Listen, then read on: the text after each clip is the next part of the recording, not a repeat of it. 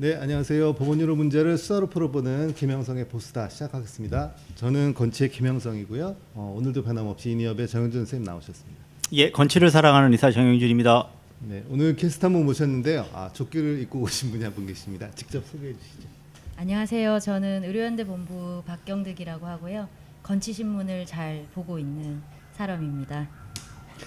네, 저희 주된 그동안의 이야기가 어쨌든 의료개혁과 윤석열의 그 문제되는 의료개혁 얘기였고 의료 대란 얘기 쭉 했었는데 그동안 빠짐없이 저희가 그 어떤 병원 현장의 문제 이런 문제를 항상 말씀을 들어왔던 것 같아요. 근데 실제로 이제 병원에서 근무하고 계시긴 하지만 정윤준 선생님이 이제 실제로 이제 거기에 있는 노동자분들이라든가 환자분들 어떤 병원의 그 현장의 어떤 목소리를 직접 들어보지 못해서 오늘 직접 그 의료연대 본부의 본부장님을 모셔서 한번 같이 얘기해보는 자리를 마련해 보고자 합니다.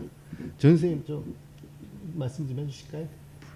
그러니까 제가 중소병원에 있다 보니까 실제로 병원 현장을 그만큼 잘 알지는 못하고 크게 그냥 의료 정책이나 이런 부분들에 대해서 그동안 말씀을 좀 드렸는데 오늘 좀 박경득 본부장님 모시고 자세한 이야기를 좀 듣는 좋은 자리가 됐으면 좋겠습니다. 예. 네. 저희가 좀 준비하는 내용이 있는데 우리 어쨌든 전체적으로 우리가 좀 시간을 좀 돌려봐야 될 것 같아요. 이제 최근에 어떤 내란이 있었고 또 대선도 지났고 이렇기 때문에 좀 과거 이야기까지 좀 들어가봐야 될 텐데요. 우리가 공공병원 확충 이런 부분에 대해서 저희가 좀 강력하게 주장하고 그런 것들에 대한 필요성을 좀 계속 말씀을 드리고 있는데 이 얘기를 하려면 저희가 이제 코로나까지 돌아가야 될 것 같거든요. 저희가 코로나 때 사실은 거의 어떤 빅5 병원이라든가 이런 곳에서 코로나 사태에 대한 어떤 대응을 제대로 하지 못할 때 또 공공병원에서 굉장히 많은 그 기능을 해줬었죠. 근데 그 이후에 현재는 그때 이제 병원들이 적자들도 많이 볼 때고 그럴 때였는데 지금 대부분의 병원들이 지금 다시 흑자로 돌아왔다고 하거든요. 그래서 상대적으로 또 공공병원 같은 경우는 그러지 않은 상황이라고 해서 일단 운영이나 이런 부분들에 대한 공공병원에 대한 적자 공격들이 많잖아요. 일단 지금 코로나 이후의 상황에 대해서 좀 간략하게 말씀 좀 해주실까요?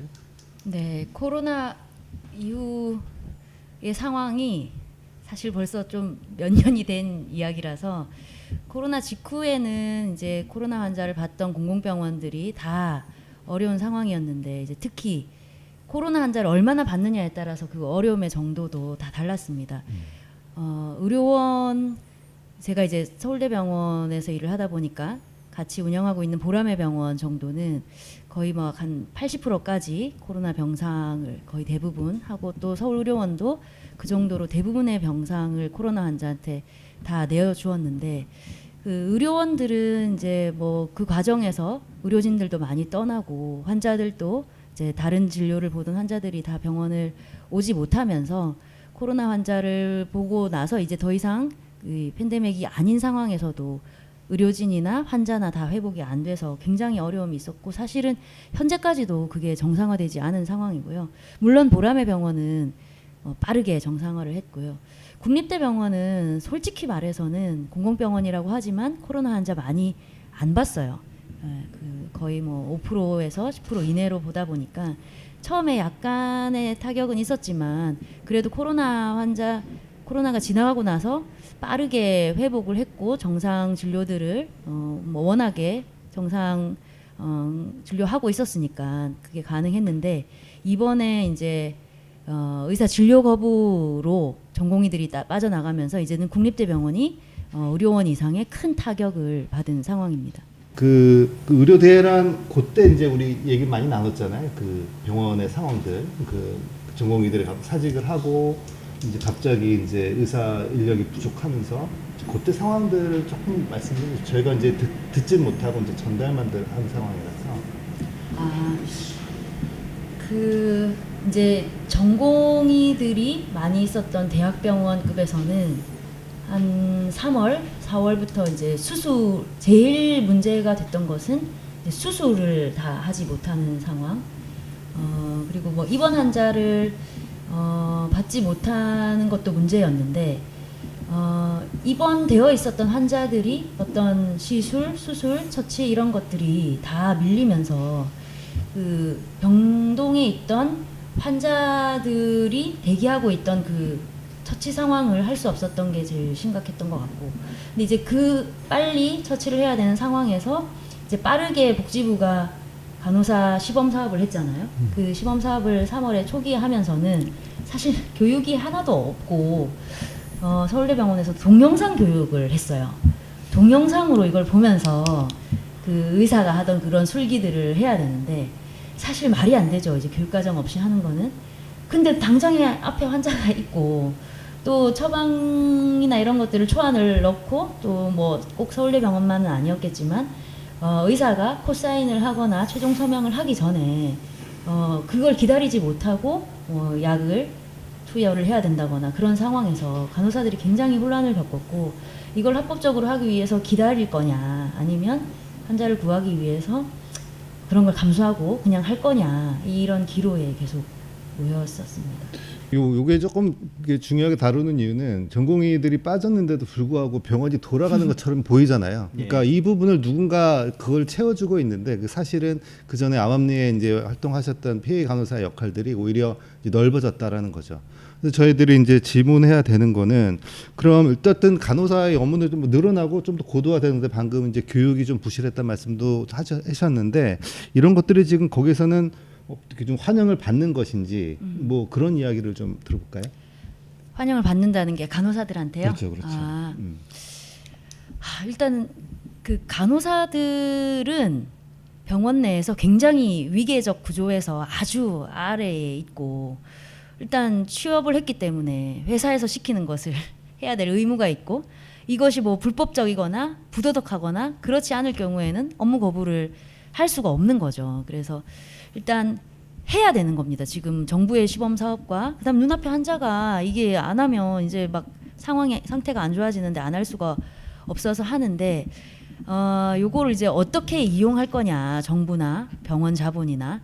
예, 이게 이제 간호사가 기존의 권한이 확대되고 위상이 올라가고 더 전문적인 직업인이 되고 보상도 커지고 이런 방식으로 이제 긍정적으로 이거를 좀 포장하다 보니까 당사자 중에서도 일부는 이제 간호사의 위상이 더 올라간다, 내가 더 전문적인 이제 업무를 하게 된다, 이렇게 생각하는 분들도 더러 있기는 합니다. 근데 이게 이제 어떻게 활용되느냐가 중요한데, 말씀하신 대로 그 의사 파업으로 의료 대란이라고 했는데 생각보다 이제 빅4는 대란이 지금 아니에요.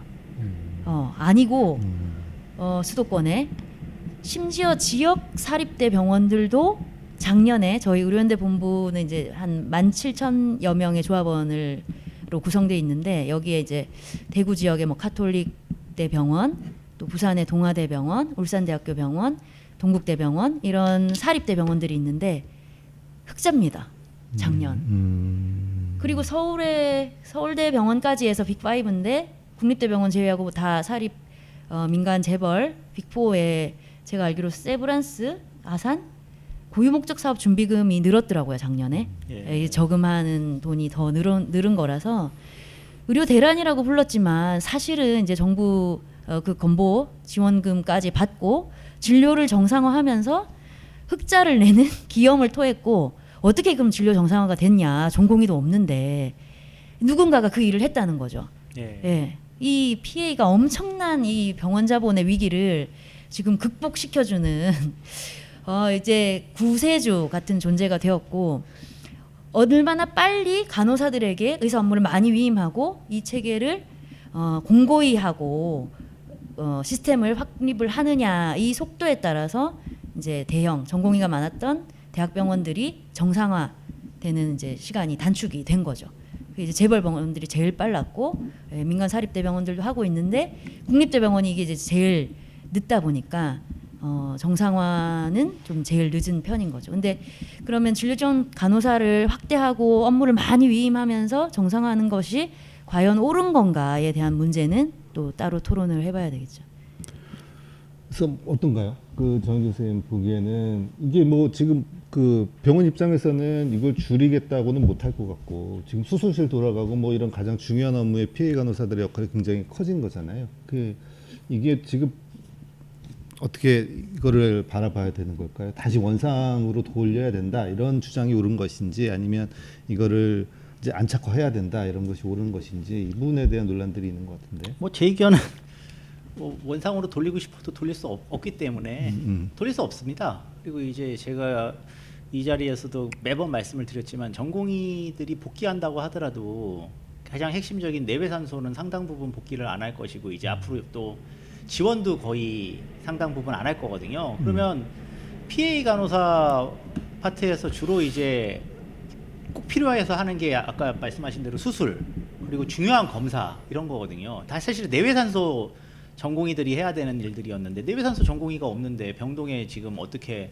뭐 비관을 교체한다든지 뭐 아니면 소독을 한다든지 이것도 할 사람이 없는 거잖아요. 그러니까 결과적으로 이거는 돌려놓고 싶다는 생각을 아무리 누가 하더라도 이제는 돌아갈 수 없는 길로 지금 갔다는 것이고 그렇다면은 우리 사회가 이 부분에 대해서는 그동안도 이제 음성적으로 저는 계속 되고 있었다고 말씀드린 건데 이제는 이거를 좀 공론화해가지고 사회적으로 좀 대화를 하고 합리적으로 우리가 이제 뭐 미국도 사실은 이게 있고 유럽도 있고 하면 여러 가지 다양한 모델들을 가지고 우리가 보고 어떤 식으로 교육하고 직위를 주고 그리고 이제 적절한 보상 체계를 또 마련하고 지속 가능성을 담보할 것인지에 대해서는 이제는 좀 이야기를 해야 된다. 근데 지금 논의되고 있는 시범 사업과 관련해 가지고 간호법 통과하면서 나와 있는 내용들은 상당히 피상적인 내용들 지금 이야기하고 있거든요. 아직까지 정부가. 그리고 뭐 할 수 있는 행위를 막 이렇게 나열하는 방식으로 사람 중심이 아니고 병원 입장에서 이제 편리하게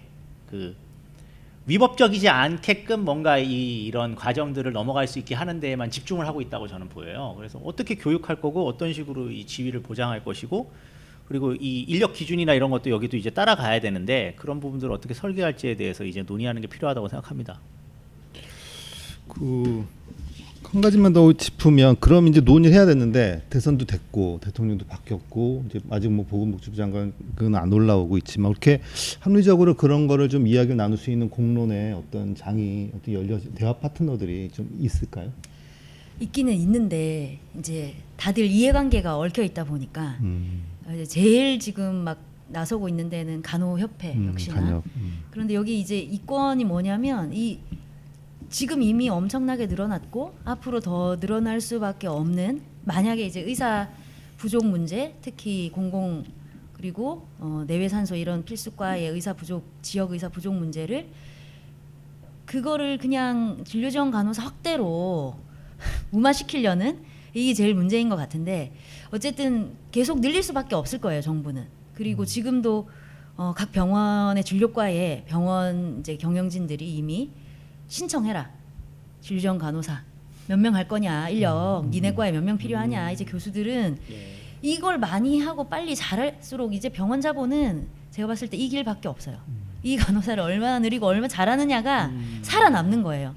그리고 정부도 상급 종합병원 구조 전환이라는 것이 사실 의료개혁에서 의사 증원 다음에 이게 제일 핫한 이슈였고 제일 중점적인 부분이었는데 상종 구조 전환에 3년간 10조의 어마어마한 재원을 투자하고 1년에 3.3조고 지금 대학병원들이 거의 한 달에 20억 이상씩 들어오고 있어요. 이 상종 구조 전환으로. 상종 구조 전환은 워낙에 중등증, 경증 환자 안 보고 중증, 중환자, 응급 중심으로 가고 이제 전문의 중심으로 병원을 운영하겠다라는 건데 전문의 중심 병원에서 복지부가 이름 싹 바꿨어요. 전문의 진료지원 간호사 중심병원으로. 꼼꼼하시다. 그러니까 워낙에는 전공의 중심병원이었죠. 전공의의 노동으로 돌아가는 게 사실 맞았어요. 그런데 굉장히 힘들었죠 전공의들이. 교수 소수와 전공의 다수가 거의 이제 국립대 병원들을 다 굴러가게 했는데 전공의 빠지고 이제 전문의로 넣겠다 했는데 전문의가 어디 있어야 넣죠. 그러니까 전문의와 진료지원 간호사 전문병원으로 중심병원으로 하겠다라는 거고 그러려면 이제 진료지원 간호사를 어떻게 확대하고 잘 운영할 거냐인데 이거를 이제 말씀하신 대로 공론화하고 토론해야 되는데 이 토론할 시간이 없어요 지금 정부는. 일단 급하게 시범 사업을 했는데 또 간호법을 하다 보니까 이 시범 사업이라는 게 원래 시범으로 해봤으니까 평가해보고 그 평가 결과에 따라 뭐 보완도 하고 영 아니다 하면 본 사업을 안 해야 되고 문제가 있다면 보완해서 좋은 부분을 가지고 본 사업에 들어가야 되는데 그 의사 파업으로 시작된 2월부터 한 간호사 시범 사업을 평가를 안 합니다. 의미가 없죠. 평가해서 뭐 안 좋다고 안 할 수 있는 것도 아니라 그래서 평가도 안 하고 그냥 바로 이제 간호법 하부 시행 규칙으로 이제 아마 7월 이후에 나올 건데 이걸로 하겠다라고 하니 말씀하신 공론화에서 이제 토론하고 자격 요건을 어떻게 할 것인지 교육 과정 어떻게 할 것인지 위임하는 업무 범위는 어디까지가 좋을지 이런 걸 할 시간이 지금 없는 거예요. 그게 문제고 그런 걸 이야기할 단체들은 있느냐. 지금 간협도 나서고 있고 의협도 나서고 각 병원 병협 병원 기관들 뭐 다 나서고는 있는데 여기 이제 이권이 많이 걸려 있죠. 병원 자본들은 많이 확대해서 하고 싶고 의사들은 자국이 업무 영역을 뺏기고 싶지 않고 특히 중요한 부분이 이제 자격을 부여하려면 부여하는 주체와 주체의 그 권한과 교육을 누가 할 거냐. 엄청난 시장이 교육 시장이 열릴 건데 이런 것도 이제 서로 하겠다고 싸우는 여기에 이제 관심이 주로 몰리고 환자의 안전이나 이제 의사 업무를 위임하는 거니까 굉장히 안전하게 가야 될 텐데 그런 부분이나 간호사 노동의 이제 노동 조건이 저하되고 인력이 부족하지 않도록 하는 그런 부분은 이제 얘기하는 데가 거의 없죠. 저희 이제 의료연대가 열심히 얘기는 하고 있습니다. 사실은 뭐 윤석열식 의료개혁 안에 들어있던 내용인데 그게 사실은 멈추지 않고 진행되고 있다고 오히려 봐도 되는 것이고 그 효과로 사실 의사 업무를 피해 간호사들에 넘기는 거니까 오히려 비용도 좀 덕게 들 가능성이 그렇죠. 높겠죠. 이윤도 높아지는 것일 거고 환자의 안전은 오히려 좀 더 위험의 가능성이 높아진다고 볼 수도 있는 것이고 간호사들의 노동 강도는 훨씬 더 세질 것이고 내부의 경쟁이나 내부의 어떤 감시나 이런 것들도 더 심해지지 않을까 생각이 듭니다. 되게 중요한 문제인데 이게 또 커다란 뭐 거의 뭐 1년에 1조요? 그러니까 10조 정도라 구조전환비로 지금 지원이 되고 있는데 병원 입장에서는 돈 받아가면서 구조개혁 해가지고 이윤을 더 넓힐 수 있는 상황이 됐으니까 오히려 큰 사업의 전환의 기회로 삼고 있지 않는가 그렇게 가는 것이 되는 게 아니고 우려가 좀 되는데요. 좀 더 코멘트 하시죠. 아까 하나 제가 말씀드리면 이게 상종 구조조정안 그래서 3년간 10조 원인데요. 여기서 이제 놓치면 안 되는 게 이 구조조정안 비용을 당연히 이게 정부의 정책 실패나 아니면은 구조조정 지원이니까 정부의 일반 회계로 해야 되잖아요. 근데 이거 다 건강보험료로 하는 겁니다. 우리 지금 방송 들으시는 분들이 꼭 아셔야 되는데요. 이거 국민들이 건강보험 재정으로 하는 겁니다. 건강보험 재정을 저희 뭐 이러저러한 뭐 검사라든가 처치의 보장성 강화에 쓰는 게 아니라 이렇게 구조조정에다 쓴다는 거는 이게 있을 수 없는 일이거든요. 그래서 그럼 이걸 어떻게 이렇게 강행할 수가 있었느냐?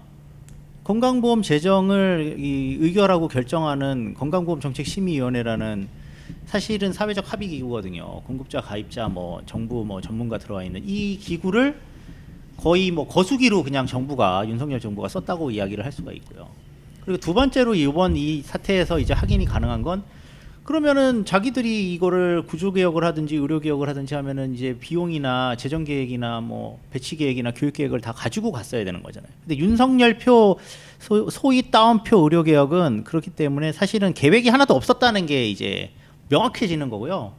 처음에 이게 시작했을 때도 개문발차식이라고 말했던 게 입증이 된 거죠. 그냥 일단은 우리 의료개혁 할 거야 하고 해놓고 그 다음에는 뭐 그냥 닥치면은 뭐 피해 간호사 늘리고 뭐 이거는 이렇게 땜빵하고 건강보험료 갖다가 쓰고 근데 이제 윤석열 정부가 걸핏하면은 건강보험 재정 파탄 이야기하면서 중국인들이 뭐 중국인 동포들이 건강보험료를 많이 쓰느니 뭐 요번에 이준석이까지 나서가지고 중국인들이 건강보험료를 많이 쓴다고 하면서 그게 뭐 많이 써도 1년에 뭐 지금 초과 지출한 게 뭐 아무리 크게 잡아도 260억 정도인데 지금 여기다가 지금 1년에 3조 3천억씩 갖다 들이부으면서 260억 쓴 거 가지고 이야기했다는 게 기가 막힐 노릇이다라고 재차 말씀드리고 싶습니다. 진짜 그 병원 못 가고 해서 그러니까 건강을 팔아서 가난한 사람들의 건강을 팔아서 병원의 구조개혁을 하고 있다는 게 정말 통탄한 일이 아닐 수 없겠습니다. 실제로 저희가 이제 노동조합이다 보니까 네. 교섭을 하러 가잖아요. 병원 대표도 만나고. 예. 그럼 이제 그 병원장이나 병원장이 직접 안 나오면 뭐 행정부원장 뭐 이런 사람들이 나오는데 이제 그 노사관계가 다 달라요. 병원마다 막 치고받고 싸우는 데가 있는가 하면 좀 노동조합을 뭐 구슬러서 좀 잘해보려는 데도 있고 이런데 사립대 병원 이제 사측 대표는 이런 얘기도 해요. 이번에 상종 구조전환 이게 우리의 희망이다. 이거 진짜 마지막 기회다. 이거 잡아야 되는데 노동조합도 좀 도와달라, 협조해달라. 이때 우리 도약하지 않으면 이제 안 된다. 그러니까 병원도 작정을 하고 이게 이제 신청해서 하는 거거든요. 이게 상종 구조전환 뭐 시범 사업인가 이럴 거예요. 예, 맞습니다. 병원이 이제 어떻게 하겠다 신청서를 내면 복지부가 승인하면 이제 이거 받을 수 있는 건데 수가도 더 받고 하는 건데 이거 꼭 돼야 되고 사활을 건다 이런 얘기를 해요. 그러니까 이제 그냥 일반 환자를 봐서 계속 또 병원을 더 지어서 하고 이런 것들은 이제 조금 지나갔고 이제는 진짜 정부의 이런 프로젝트 사업 이런 걸로 돈 받는 게 너무 재미가 쏠쏠하고 특히 코로나 때 재미 봤잖아요. 네. 병상 조금 내주고 훨씬 많이 받고 또 가동률이 그렇게 이제 풀로 가동하지 않는 데는 병상만 내주면 우리가 실제 환자 받는 수보다 비어 있는 병상이라도 돈을 받으니까 그런 재미를 봐서 이제는 이제 아주 건보공단에서 돈 받는 거 이거를 기회로 삼고 상종 구조전환은 그래서 대한민국의 모든 상종이 다 신청했고 우리 돈이에요, 우리 돈. 우리 돈 가지고 참 난리를. 어처구니가 없습니다. 야, 이게 진짜. 세금도 아니고 참 건강보험은 진짜 아파서 쓰는 돈을. 이재명 정부 어쨌든 공공의료 정책에 공공의료 강화가 있는데 이 부분에 대해서 좀 어떻게 보셨나요? 우리 대선 평가 이런 것도 많이 했었을 것 같은데요. 저요. 네, 아, 네, 의료연대 본부에서. 오늘 말씀 안 하시네요. 말씀 원래 많이 하시는데 아니 저 말 많이 했는데요 지금까지. 제가 다 합니까? 예, 그럼요. 예. 그 이재명 정부 이제 공약 때부터 저희 의료연대 본부는 공공의료 공공돌봄 공약을 이제 넣어라라고 하면서 이제 정책 질의도 하고 그 우리 요구도 보내고 했는데 뭐 아주 안 들어있지는 않은데 많이 비어 있죠 공공의료에 대해서는. 일단 돈이 필요한데 그걸 어떻게 할 거냐 재정을 공공의료에 이제 사실 뭐 기금 얘기도 우리 뭐 시민사회 노동단체에서 이제 곧 얘기를 다 같이 할 것 같은데 공공의료를 살리기 위해서 어떤 돈을 모아서 어떻게 쓸 거냐 이런 내용이 없고 공공병원도 우리가 이제 70개 중진료권에 요구하고 있는데 이런 내용도 거의 비어 있어요. 그나마 이제 단기적으로 아주 문제가 되었던 의사 인력 수급에 대해서는 사실 뭐 아예 언급을 안 할 수가 없었던지 공공의대 넣겠다 만들겠다 이거는 좋은데 어느 정도 수준으로 어떤 속도로 만들 것인지 어떤 목적으로 할 것인지 이런 것들도 많이 비어 있는 편이죠. 그래서 특히 저희들은 이제 보건의료 인력 노동조합이다 보니까 의사뿐만이 아니라 특히 지역이나 간호인력 수급 이런 부분을 어떻게 할 것인지 공공병원은 또 총정원제에 묶여 있다 보니까 인력이 필요해도 병원이 뽑고 싶어도 못 뽑습니다. 이 숫자를 더 늘리면 안 되게 제한이 되어 있습니다. 그런 부분들을 다 기재부가 통제하는데 이 기재부의 재정과 인력 통제, 즉 총인건비, 총정원제 이런 공공기관의 족쇄들을 특히 공공병원 부분에서 어떻게 풀고 공공병원 양성할 거냐 이런 부분은 다 비어 있는 상황이죠. 예, 뭐 아니 뭐 저도 뭐 하나만 말씀드리면 그래서 이제 이재명 정부의 그 공약 중에 아까 말씀하신 기금 이야기가 있어요. 지역 필수 의료기금이라고 있는데 근데 이게 이름이 좀 이상해요. 지역 필수 의료기금이니까 명확하게 이게 공공의료기관을 위한 기금인지가 불투명합니다. 일부러 저는 이렇게 했다고 생각하거든요. 이거는 이제 문재인 정부의 실패를 답습하는 건데 문재인 정부에서 공공의료 기본계획을 내면서 지역 거점병원, 권역별 지역 거점병원 계획을 냈을 때 이제 대표적으로 인천하고 울산은 공공병원이 없거든요. 그 정도 수준의 병원을 그러니까 인천은 인천의료원이 있지만 인천의료원이 3차 의료기관 소위 그 상급종합병원 역할을 할 수가 없고 울산은 아예 아무것도 없습니다. 의료원도 없고. 그래서 이제 울산은 울산대병원, 인천은 이제 길병원이 그 역할을 하는 걸로 해서 상당한 국고 지원이 이제 됐어요. 근데 다들 기억하실지 모르는데 코로나 좀 끝나고 나서 길병원은 소아과 진료 그 폐쇄를 했거든요. 지역 거점 병원인데 권역 지역 거점 병원인데 국가에서 예산은 다 받고 그러니까 민간 병원이라는 데는 돈을 지원을 해도 명확한 한계가 있는 것이거든요. 그래서 이 공공의료에 대한 이재명 정부의 이 공약이나 의지가 강행이 진정성이 있고 제대로 실현이 되려면 이 기금 부분이 지역 필수 의료 기금이 아니고 지역 공공 의료 기금으로 바뀌어야 된다. 이 부분을 저는 하나 말씀드리고 싶습니다. 그 오늘 어젠가요? 이재명 대통령이 광주 전남 지역에 가서 이제 지역 토론회 같은 걸 하는데 이제 거기에 대한 여러 가지 이제 평가나 이런 글들이 올라오는 거 보니까 이게 이런 게 있는 거예요. 그러니까 대통령과 새로운 이제 정부의 뜻은 뭔가 이제 이쪽에 어떤 지원이 이런 게 필요하다고 생각을 하는데 일단 공약이나 이런 것들에는 좀 부족한다 하더라도 어떤 요구 사항이 있으면 그것을 좀 받아내려고 하는데 실제로 무엇을 딱 요구하는 것들이 보이지 않았다. 이제 광주 전남 얘기가 이제 그러다 보니까 어떤 구체적인 사업안이라든가 이런 것들이 좀 있으면 약속을 받을 수 있는 기회인데도 불구하고 좀 놓치지 않았냐 이런 얘기가 좀 나오는 걸 보면서 아 이전에도 뭐 그러진 비슷했는데 우리가 만약에 이재명 정부가 보건의료 부분에 대해서 뭐 필요한 것이 무엇입니까? 라고 한다면 요구를 만약에 한다면 의료연대 본부나 그 노조에서 입장에서는 뭐가 좀 핵심적으로 이렇게 했으면 좋겠다. 아까 하신 말씀이더라도 그거는 한번 짚어보면 뭐가 있을까요? 네. 일단 공공병원을 더 지어야 하는데 그 더 지을 때 예비 타당성 조사에서 다 이제 안 되죠. 이게 다 경영적인 지표로 다 하다 보니까 그걸 면제하고 진짜 소방서, 경찰서, 학교 짓듯이 지어야 됩니다. 그래서 공공병원을 짓고 근데 이제 공공병원을 새로 짓는 것만 필요하냐? 병원이라는 게 시민들의 선택을 받아야 되잖아요. 환자가 믿고 이 병원 가면 내가 나을 것 같다. 의료진들을 신뢰할 수 있다.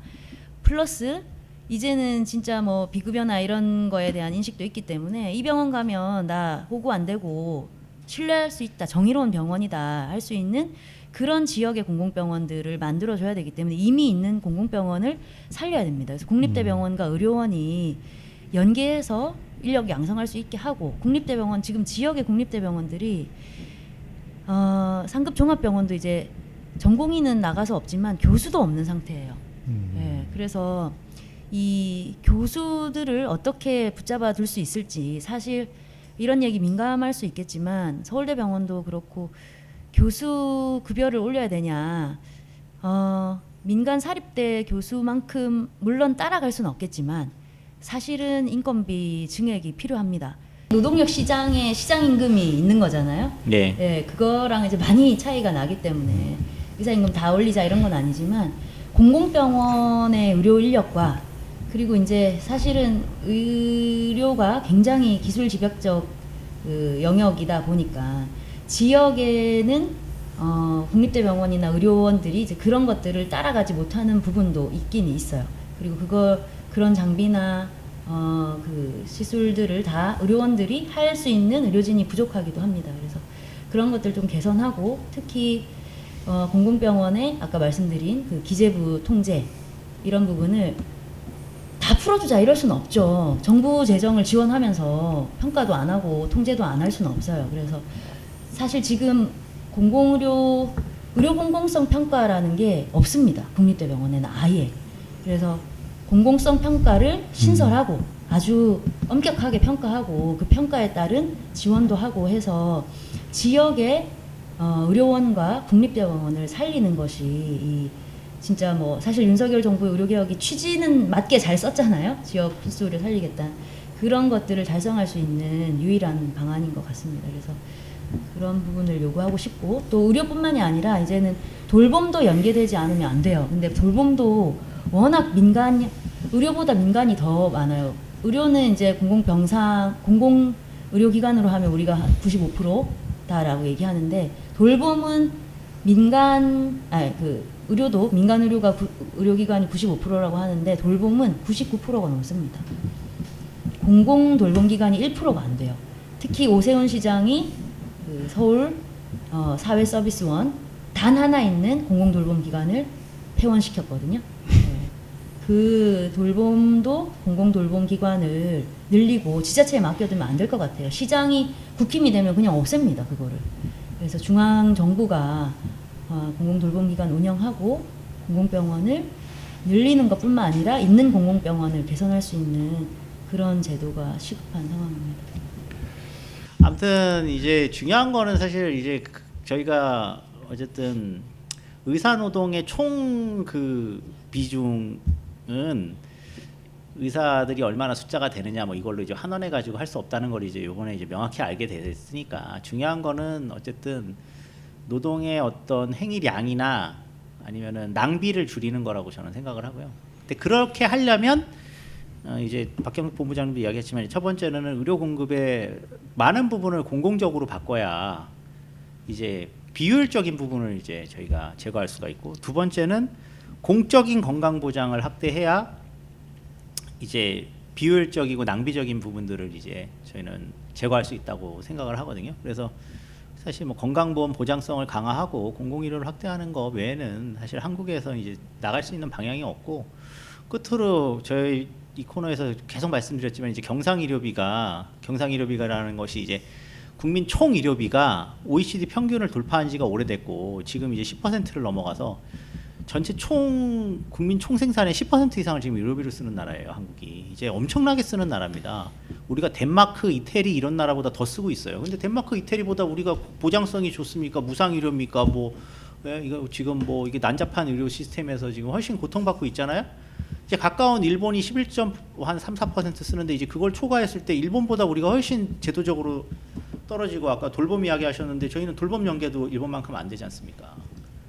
그러니까 지금 저희 닥친 위기를 이제는 해결하는 수준까지 이제 긴박한 상황이다. 사실은 지금 빨리 이 문제에서 공공의료와 건강보험의 역할을 강화하지 않으면 이제 한국은 이제 진짜 미국 같은 의료 시스템으로 넘어갈 수 있는 아주 심각한 위기에 지금 봉착해 있다는 점을 다시 말씀드리고 싶습니다.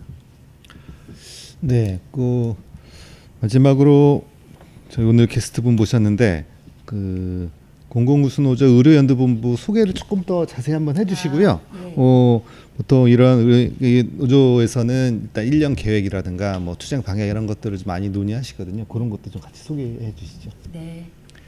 저희 의료연대 본부는 민주노총 산하고요. 보통 이제 병원 노동자들 하면 제일 큰 산별 노조가 보건의료 노조라서 보건의료 노조 를 다 떠올리실 텐데 저희는 공공운수 노조에 있습니다. 그래서 25만 조합원이 있는 공공운수 노조 산하에 있고, 우리 공공운수 노조는 노동자들의 노동권과 사회의 공공성이 떨어져 있지 않고 상호 연결되어서 같이 달성될 때에만 완전해질 수 있다라고 생각하고 운동하고 있는 노조고요. 저희는 그 부분 중에 이제 의료 부문, 의료 공공성 달성과 병원 돌봄 노동자들의 노동권 확대를 위해서 열심히 투쟁하는 노조입니다. 산하에는 국립대병원, 사립대병원, 의료원, 중소병원, 그리고 돌봄 노동자 또 특이하게 이제 연구원도 있습니다. 시민건강연구소도 저희 산하 노동조합이고요. 일부 의사들이 꼭 노동조합 하고 싶다. 그래서 의료연대본부 산하에 의사 분회도 있습니다. 17,000명으로 구성되어 있고요. 올해는 이제 뭐 새 정부를 이제 광장의 투쟁으로 열었는데 투쟁 뭐 파업까지 필요하냐 이런 얘기들을 많이 듣는데요. 저희는 필요하다라고 생각하고 있고, 이재명 정부가 물론 잘하면 좋겠지만 부족한 부분들이 지금 보이고 빠르게 개선해야 될 부분들이 자꾸 늦어지고 있어서 아까 말씀드린 그런 공공의료, 공공돌봄 확충이 첫 해에 국정과제로 채택이 되고 바로 시행되지 않으면 9월 정도에 저희 공동투쟁을 준비하고 있습니다. 다음에도 어떤 현장의 목소리나 병원의 상황 이런 것들을 좀 들을 때 좀 자주 뵐 수 있었으면 좋겠습니다. 네, 한 가지 네. 얘기 빠뜨린 게 있는데 생각난 네네. 게 있는데 해도 되나요? 네네. 상정 구조전환이 의료개혁, 지금 윤석열의 의료개혁의 이제 1차 실행 방안으로 가장 중점적으로 나왔었는데, 이게 이제 병상을 줄이는 거거든요. 줄여서 중환 중심, 수술, 응급실 중심으로 하겠다는 건데, 사실 상급 종합병원이 그 급성기 중환을 받는 것이 맞습니다. 정부 말이 맞고, 그러려면 외래를 줄여야 되잖아요. 근데 외래는 다 열어둬요. 그러니까 교수가 그 숫자가 그대로인데 입원 병상만 줄이고 외래는 그대로 다 보는 거거든요. 이 말이 안 되는 걸 하고 있는데, 그 병상도 뭐 일부 수도권에서는 줄여야 되는 게 맞지만 수도권 15%, 지역 5% 줄이는데 국립대병원도 다 포함이 됐습니다. 서울대병원은 한 190병상 정도를 지금 줄였거든요. 15%를 줄이니까 전국에 한 1,500 정도의 국립대병원 병상이 줄었어요. 그러면 그냥 병원 하나가 없어진 겁니다. 상종.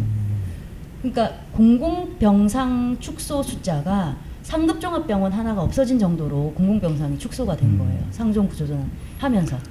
워낙에 공공병상이 10%도 안 되던 마당에 국립대병원을 그렇게 병상을 많이 줄여버린 게 지금 의료개혁의 상종 구조전환입니다. 이걸 지금 다 눈 놓고 다 당한 거거든요.